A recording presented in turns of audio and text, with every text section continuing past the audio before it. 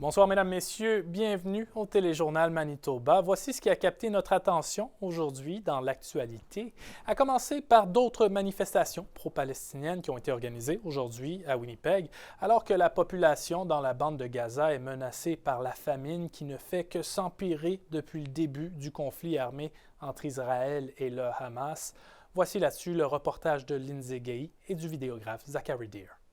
C'est un samedi pas comme les autres au McDonald's de la rue Keewatin à Winnipeg. There are people in McDonald's right now that are going to be eating grass, like what they've had to do in Gaza. Des manifestants ont décidé de manger de l'herbe pour dénoncer la difficulté des Palestiniens assiégés dans la bande de Gaza à accéder à la nourriture. Just seeing, I don't know how anybody with a heart and a soul can watch what's happening right now and not see that it's wrong and not want it to stop. L'endroit n'a pas été choisi par hasard. C'est là que le député fédéral de la circonscription de Winnipeg-Nord, Kevin Lamoureux, a l'habitude de rencontrer des citoyens.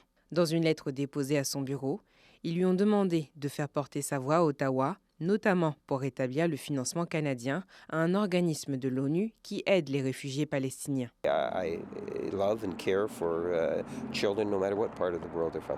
At times people have to just agree to disagree or even just recognize that there's some things that I'm not able to provide the answers that they're looking for. Un peu plus tard dans la journée et de l'autre côté de la ville, des manifestants se sont réunis au centre Saint-Vital pour continuer de faire part de leurs attentes.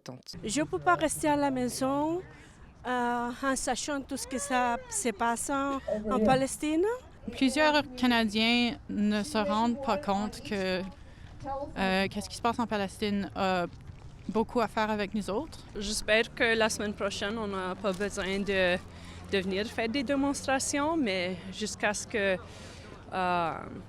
il y a la justice pour les Palestiniens, je vais continuer à venir. Ces rassemblements sont régulièrement organisés les fins de semaine depuis le début du mois d'octobre 2023. En attendant d'obtenir les réponses souhaitées, ils continuent d'arborer leurs drapeaux et leurs messages sur des pancartes. Ici Lindsay Gay, Radio-Canada, Winnipeg. Ailleurs dans l'actualité, la Fédération des parents de la francophonie manitobaine et la division scolaire franco-manitobaine organisaient aujourd'hui et hier soir à Winnipeg une conférence pour notamment redynamiser l'engagement parental. Plus de 5 thèmes ont été abordés aujourd'hui, notamment la place des écrans dans la société et leur effet sur les enfants.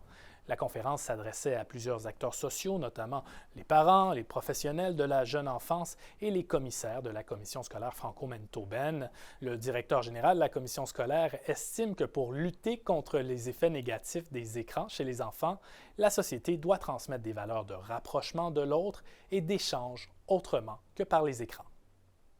Ce dialogue qui n'est pas toujours fait par le téléphone ou par l'écran. Alors, je pense qu'on a tous, comme membres d'une société, à faire cet effort pour se servir de cet outil qui est indispensable aujourd'hui, mais en même temps de reconnaître que le personnel est encore très important.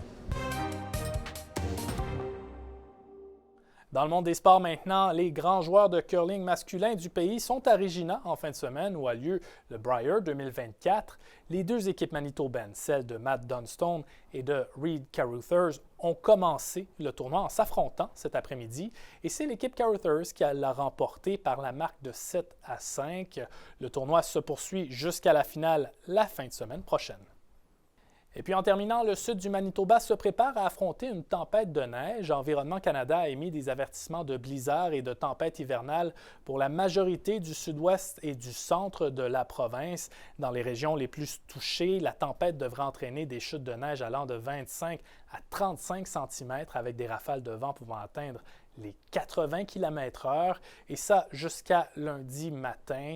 Un bulletin météorologique spécial est aussi en vigueur à Winnipeg et dans le sud-est de la province où on s'attend à des poudreries et à des rafales de vent entre 60 et 70 km/h. La tempête devrait nous passer lundi matin. Et voilà, c'est là-dessus que se termine ce bulletin. Je vous souhaite une merveilleuse soirée à notre antenne. Faites attention à vous, surtout avec cette tempête. Au revoir.